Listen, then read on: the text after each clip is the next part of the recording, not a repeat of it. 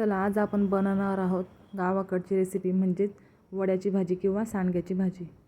सगळ्यात आधी एका कढईत 2 चमचे तेल घेऊ। तेल तापल्यानंतर त्यात वडे टाकून घेऊ आणि लाल रंगापर्यंत होईपर्यंत भाजून घेऊ।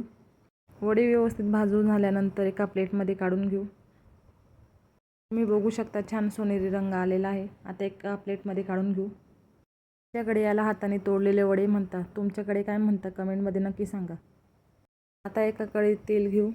तेल तापल्यानंतर त्यात जिरे, मोहरी, तुमच्याकडे कढीपत्ता असेल तर कढीपत्ता टाका आणि बारीक चिरलेला कांदा टाकून व्यवस्थित परतून घेऊ। कांदा व्यवस्थित परतून घ्यायचा आहे गुलाबी रंग होईपर्यंत।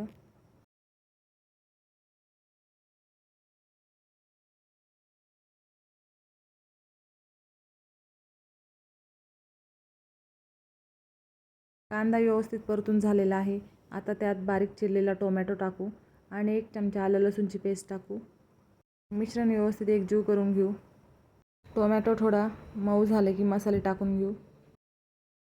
तुम्ही बघू शकता टोमॅटो अगदी मऊ झालेला आहे। त्यानंतर मी ते हळद पावडर, लाल मिरची पावडर, एव्हरेस्टचा मटन मसाला वापरलेला आहे। तुम्ही तुमच्याकडे असतील ते मसाले ॲड करू शकता। मसाले टाकून झालेले आहे। आता व्यवस्थित परतून घेऊ। मसाल्यांना तेल सुटेपर्यंत अगदी छान परतून घ्यायचं आहे। त्यानंतर थोडंसं पाणी टाकून व्यवस्थित मिक्स करून घ्यायचे आणि पुन्हा थोडं परतून घ्यायचे। पुन्हा तेल सुटेपर्यंत मसाले परतून घेऊ। तुम्ही बघू शकता मसाल्यांना खूप छान तेल सुटलेलं आहे।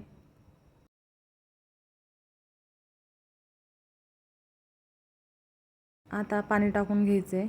मी इथे 1.5 ग्लास पाणीचा वापर केलेला आहे। मी इथे भाजीला जास्त रस्सा धरणार नाही त्यामुळे मी थोडंच पाणी टाकलेलं आहे। तुम्ही बघू शकता भाजीला छान कलर आलेला आहे। मसाले व्यवस्थित मिक्स करून घेऊ।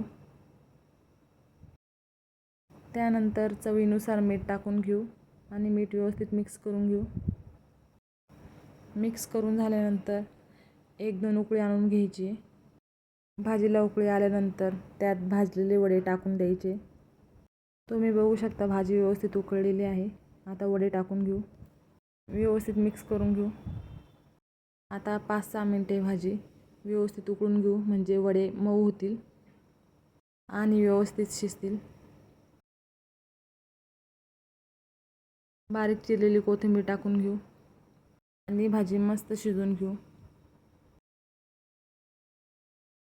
तुम्ही बघू शकता भाजीला मस्त अशी उकळी आलेली आहे आणि वडे अगदी छान शिजलेले आहेत। तर तयार आहे आपली गावाकडची रेसिपी। तर कशी वाटली वड्याची भाजी कमेंटमध्ये नक्की सांगा। आता वड्याची भाजी एका प्लेटमध्ये सर्व करून घेऊ आणि ही भाजी भाकरीसोबत आणि पोळीसोबत खूप छान लागते। रेसिपी आवडल्यास व्हिडिओला लाईक, शेअर, कमेंट आणि चॅनलला सबस्क्राईब नक्की करा। भेटूया पुढच्या व्हिडिओमध्ये।